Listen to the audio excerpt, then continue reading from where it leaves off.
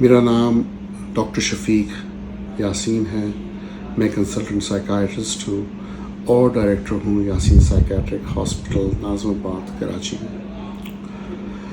As a ماہر نفسیات میں نے 28 سال کام کیا ہے اور ان 28 سالوں میں تقریباً 25 سے 26 سال ملک سے باہر کام کیا ہے. اچھا، جب میں پاکستان آیا تھا تو میرا امیج بہت ڈفرینٹ تھا پاکستان کے بارے میں، کیونکہ میں سمجھتا تھا کہ ملک کے باہر آسٹریلیا میں، آئرلینڈ میں، انگلینڈ میں، نیوزی لینڈ میں اتنے سال کام کر کے میں نے دیکھا کہ وہاں پر جو انسٹیٹیوٹ آف میرج ہے، جو شادی ہے، اس کو اہمیت اتنی نہیں دی جاتی. بریک اپس، طلاقیں، ڈیورس بہت کامن ہیں. لیکن مجھے اتنا اندازہ نہیں تھا کہ پاکستان میں بھی حالات بہت چینج ہو گئے ہیں. اور ابھی پچھلے 3-4 سالوں میں جو میں پاکستان میں کام کر رہا ہوں، اتنی بڑی پرسنٹیج لوگوں کی جو کہ طلاقیں چاہ رہے ہیں، جو ڈیورسڈ ہو گئے ہیں، جو کہ اپنے لائف پارٹنر سے الگ ہو رہے ہیں. کئی تو بہت ارلی سٹیجز میں شادی ہوئی، کچھ مہینے ہی گزرے اور وہ کہتے ہیں کہ ہم ایک دوسرے سے خوش نہیں ہیں. کیا وجوہات ہیں، کیا وجہ ہے؟ اور پھر یہ حلالہ سینٹر جو ہیں، جو کہ میں سمجھتا ہوں کہ مناسب نہیں ہے، کیونکہ نہ ہی ہمارے مذہب کے حوالے سے اور نہ ہی سائیکولوجیکل ہیلتھ کے حوالے سے. پھر ایک ریلیشن شپ جب ختم ہو جاتی ہے تو کسی ایسی شادی جو کہ جس کی ایکسپائری ڈیٹ ہوتی ہے، اس کے بعد پھر پرانی ریلیشن شپ میں انٹر ہونا، میں سمجھتا ہوں کہ وہ مینٹل ہیلتھ، دماغی صحت کے لیے، دونوں میاں اور بیوی کے لیے صحیح نہیں ہوتی. اللہ تعالیٰ نے جب یہ کہا ہے کہ طلاق بہت ناپسندیدہ عمل ہے تو اس کی ایک وجہ ہے، اور یہ بہت سوچ سمجھ کے اسٹیپ اٹھانا چاہیے. جہاں تک وجوہات کا تعلق ہے، میں سمجھتا ہوں کہ پچھلے 3 ڈیکیڈز میں، 30 سالوں میں، 25-30 سالوں میں حالات دنیا کے بڑے چینج ہو گئے ہیں. Internet, smart phones, social media نے بہت ہی زیادہ تبدیلی لے کر آئی ہے، اور ساتھ ساتھ جو ہیں جو ڈیمانڈز ہیں ہماری زندگی کی، جو ریکوائرمنٹس ہیں، وہ تیزی سے تبدیل ہو رہی ہیں. اس پہ فائنینشیل پریشرز بھی آ رہے ہیں، اور جو فائنینشیل اسپیکٹس جو چینج ہوئے ہیں پچھلے 25-30 سالوں میں، جو چیزیں ضروریات نہیں تھیں وہ ضروریات بن گئی ہیں، اور اب میاں بیوی دونوں کو کام کرنا پڑ رہا ہے. پریشر لوگوں پہ زیادہ آ رہا ہے، کپلز پہ اسپیشلی، بچوں کی تعلیم کے حوالے سے، بچوں کے اخراجات کے حوالے سے. اور جب دونوں کام کر رہے ہیں تو بچوں کو بھی اتنا ٹائم نہیں دے پا رہے جتنا دینا چاہیے. تو ہو کیا رہا ہے؟ کیوں اتنی جلدی وہ فیصلے لیے جا رہے ہیں جو پہلے نہیں لیے جاتے تھے؟ پہلے پھر بھی کمپرومائزز تھے،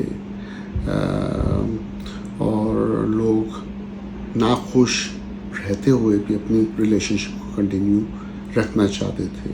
یہ بہت بڑا اسٹگما کہلاتا تھا کہ ڈیورس ہو گئی ہے، یہ طلاق ہو گئی ہے، اب اس کو اتنی ویلیو نہیں دی جاتی. پہلی چیز تو یہ ہے کہ شادی کوئی چھوٹا ڈیسیژن نہیں ہے. جب تک ایک انسان ریڈی نہ ہو، جب تک وہ یہ نہ سمجھے کہ میرے ساتھ جو شادی کر رہا ہے یا جس کے ساتھ میں شادی کرنا چاہتا ہوں وہ کمپیٹیبل ہے، اس کی پرسنالٹی، اس کی ایجوکیشن، اس کا رہن سہن اور سوچنے کا انداز آپ سے کمپیٹیبل ہے، تو یہ فیصلہ لینا ہی نہیں چاہیے. کیونکہ جب یہ فیصلہ لے لیا جاتا ہے تو پھر آپ ایک ایسے کمٹمنٹ میں انٹر ہوتے ہیں جس کے بعد بچے بھی ہوں گے، آپ کی رسپانسبلٹیز اور کمٹمنٹس بھی بڑھیں گی. اور پھر اگر کسی سٹیج پہ یہ فیصلہ غصے میں یا کسی اور وجوہات کی وجہ سے لے لیا جائے کہ آپ الگ الگ راستے چن لیتے ہیں، تو اس کے ایفیکٹس بچوں پہ بہت نگیٹو آتے ہیں. اور ان کا قصور کیا ہے؟ آگے وہ ڈیوائڈ خود ہو جاتے ہیں ماں باپ کے درمیان، اور ایموشنلی اتنے زیادہ افیکٹ ان پہ آتے ہیں کہ وہ ڈپریشن میں جا سکتے ہیں. ان کی اسکولنگ، ان کی ایجوکیشن پہ بہت نگیٹو افیکٹس آتے ہیں. ایموشنلی بہت زیادہ وہ افیکٹ ہو جاتے ہیں ان پہ. تو دیکھیں، بات یہ ہے نا کہ میاں اور بیوی ایک سائیکل کے 2 پہیے ہیں کہا جاتا ہے. جو کمیاں آدمیوں میں ہوتی ہیں وہ عورتیں پوری کرتی ہیں، جو عورتوں میں ہوتی ہیں وہ آدمی پورا کرتے ہیں. اور مل جل کے اچھے ٹائم تو گزر جاتے ہیں، برے اور ڈیفیکلٹ ٹائم میں ہی پتہ چلتا ہے کہ آپ کتنے ایک دوسرے کے قریب ہیں اور کتنا ساتھ دیتے ہیں. اور یہی وہ ٹیسٹ ہوتے ہیں، ٹیسٹ ٹائمز، جب آپ کو پتہ چلتا ہے کہ آپ کا جو پارٹنر ہے وہ کتنا سپورٹیو ہے. بات یہی ہے کہ اگر آپ کو لگے گا کہ آپ کا شوہر صبح سے شام تک کام پہ جا رہا ہے، اور کبھی ایسا ہوا کہ وہ مشکل وقت میں ہے، اس کی جاب چلی جاتی ہے، تو ایسا بیوی آپ کو بھی سمجھنا ہے کہ کس طرح سے اپنے فائنانسز کو کم کرنا ہے، کنٹرول کرنا ہے، اس کو سپورٹ کرنی ہے.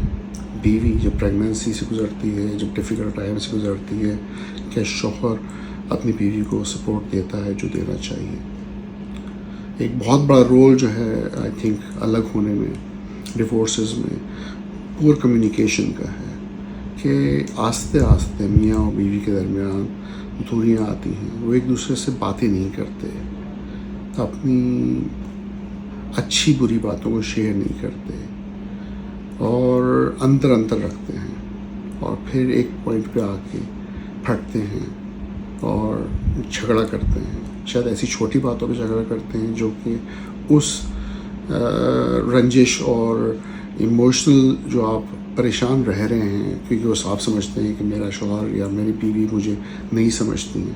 اس وقت تو آپ نہیں سمجھا پا رہے، بعد میں جھگڑے جو ہیں وہ دنیا کو اور مزید بڑھا دیتے ہیں.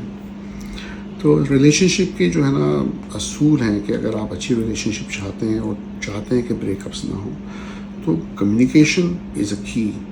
اور پھر باؤنڈریز اور رول، کہ آپ کی کیا باؤنڈریز ہیں ایک ریلیشن شپ میں. کیا آپ ایک دوسرے کی باؤنڈری کے اوپر اسٹیپ تو نہیں کر رہے ہیں؟ کیا آپ کے رولز جو ہیں وہ اچھی طرح نبھا رہے ہیں؟ ایز اے شوہر آپ کا رول کیا ہے، ایز اے بیوی آپ کے رولز کیا ہیں، اور کیا وہ رول پورے ہو رہے ہیں، اور آپ ایک بیلنس طریقے سے ایک ریلیشن شپ کو لے کے چل رہے ہیں. جب بھی اگر کبھی غصہ آئے ایک ریلیشن شپ میں، تو میں سمجھتا ہوں کہ غصے میں جو ہے بہت کچھ کہہ دینا ایک بڑے ڈیزاسٹر کو انوائٹ کرنے کے برابر ہے. کیونکہ غصے میں آپ ایسی چیزیں کہہ دیتے ہیں جو کہ آپ کہنا نہیں چاہتے ہیں. اور ایسے فیصلے بھی کبھی نہیں کرنے چاہیے جس سے آپ پچھتائیں کہ آپ نے غصے میں کوئی فیصلہ کر دیا، چاہے وہ طلاق کا ہو، چاہے وہ گھر چھوڑنے کا ہو. تو غصے میں میرا مشورہ یہی ہے کہ آپ پلیز خاموش ہو جائیں، اپنے آپ کو ٹائم دیں، اور پھر سوچ سمجھ کے بولیں جو بھی آپ بولنا چاہتے ہیں. ٹرسٹ بہت ضروری ہے، اور یہ ایک بہت بڑا مسئلہ ہے آئی تھنک ریلیشن شپ میں، کہ آج کل سوشل میڈیا میں جب فونز پہ آپ کے پاسورڈز ہیں، آپ اپنا فون چھپا رہے ہیں بیوی سے، بیوی اپنا فون نہیں شیئر کر رہی ہے، فیس بک ہیں، ڈفرینٹ سوشل میڈیا پہ اپلیکیشنز ہیں، کام پہ جا رہے ہیں جہاں پہ آپ ڈفرینٹ لوگوں سے ملتے ہیں. تو کبھی ایسا ہوتا ہے کہ دوریوں کی وجہ وہ ٹرسٹ کا کھو دینا بیوی کا شوہر پہ، شوہر کا بیوی پہ ایک بہت بڑا ریزن بن جاتا ہے. تو یہاں پہ بھی اوپنلی کمیونیکیٹ کرنا، ٹرسٹ کو اپنی جگہ پہ قائم رکھنا، اور اگر کبھی کوئی کنفیوژن آ جائے تو ایکسپلین کرنا بہت ضروری ہے. تو ایسا ہو سکتا ہے کہ بغیر وجہ کے بھی ٹرسٹ ایشوز ہوں اور آ سکتے ہیں، لیکن اس کو پرسنل نہیں لینا، کیونکہ آپ کو لانگ ٹرم ریلیشن شپ چلانی ہے اور خوش رہنا ہے زندگی میں، خوشی سے چلانی ہے، یہ نہیں کہ زبردستی چلانی ہے. تو اس میں اگر آپ تھوڑا سا جھک جاتے ہیں، تھوڑا سا فلیکسیبل ہو جاتے ہیں، اس میں کوئی آپ کی شکست نہیں ہے، یہ آپ کی کامیابی، یہ آپ کی اسٹرینتھ ہے. کیونکہ آپ ایک ریلیشن شپ کو अच्छी क्वालिटी के साथ गुजारेंगे अपनी मियाँ बीवी के साथ। तो ये भी बड़ा इम्पोर्टेंट है कि आप क्वालिटी टाइम दें, थोड़ा सा टाइम निकालें। एक साथ रहना और हर वक्त गुजारना ही काफ़ी नहीं होता। कभी कभी बेहतर होता है कि आप अपना अपना काम कर रहे हैं, लेकिन जब आप टाइम दें एक दूसरे को तो क्वालिटी टाइम दें, क्योंकि ये बड़ा ही इम्पोर्टेंट है एक रिलेशनशिप को कंटिन्यू रखना। देखिए, आप गाड़ी भी ख़रीदते हैं तो उसकी मेंटेनेंस होती है, आप उसको रेगुलरली ट्यूनिंग कराते हैं, सर्विसिंग कराते हैं, तभी पता चलता है वो गाड़ी बहुत सालों तक आप इस्तेमाल कर रहे हैं। अगर ये ना करें तो फिर आप देखते हैं कि गाड़ी भी इंजन में ट्रबल देती है, बहुत तरह से तकलीफ़ देती है। रिलेशनशिप तो बहुत ही इम्पोर्टेंट है, तो टाइम के साथ साथ आपको उसको एक दूसरे को टाइम देना है, डिनर्स करने हैं, अच्छी, ज़रूरी नहीं कि बहुत खर्चा करें आप, कम खर्चे में भी आप अच्छी क्वालिटी टाइम एक दूसरे के साथ गुजार सकते हैं। फिर ये कि कभी किसी और के साथ अपने आप को कंपेयर ना करें, क्योंकि अगर आप ये करने जाएंगे तो आप कभी खुश नहीं रहेंगे कि उसके पास बड़ी गाड़ी है, हमारे पास क्यों नहीं है, उनके पास बड़ा घर है, हमारे पास क्यों नहीं है, वो ये ज्वेलरी पहन रही है, मैं क्यों नहीं पहन सकती।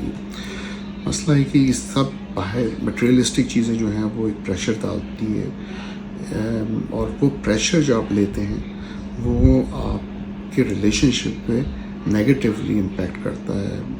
और बेहतर होता है कि आप अपनी चादर के अंदर पाँव फैलाएं, चादर से बाहर नहीं, और कोशिश करें कि आपकी क्वालिटी रिलेशनशिप की बेहतर रहे। दूसरों को कोई फ़र्क नहीं पड़ता, और अगर लोग देखते भी हैं कि आप अलग हो रहे हैं तो कई लोग इस पे खुशी होते होंगे।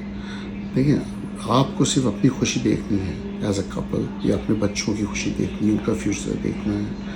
तो ऐसी चीज़ें कतई न करें जो आप दूसरों के लिए कर रहे हो, सिर्फ अपने लिए करें, ये बहुत इम्पॉर्टेंट है। मैं तो बहुत बातें इस बारे में कह सकता हूँ और मज़ीद बहुत देर तक बात कर सकता हूँ, लेकिन टाइम कम है मेरे पास। मैं बस इम्पॉर्टेंट बात यही कहना चाहूँगा। बाकी जहाँ तक हलाला सेंटर्स का ताल्लुक़ है, मैं समझता हूँ कि वो चाहे लॉयर्स हों, चाहे ये सेंटर्स हों, लोग जो है आपके डिवोर्सेस का, आपके अलहदगी का फ़ायदा उठाते हैं। लॉयर्स भी फ़ीस लेंगे, अलग होने में आपको शायद असिस्ट करें। इससे बेहतर है कि आप काउंसलिंग पे जाएं। साइकोलॉजिस्ट हैं, साइकाइट्रिस्ट हैं, माहिर नफ्सियात हैं, जो आपको गाइड करेंगे कि कहाँ प्रॉब्लम है।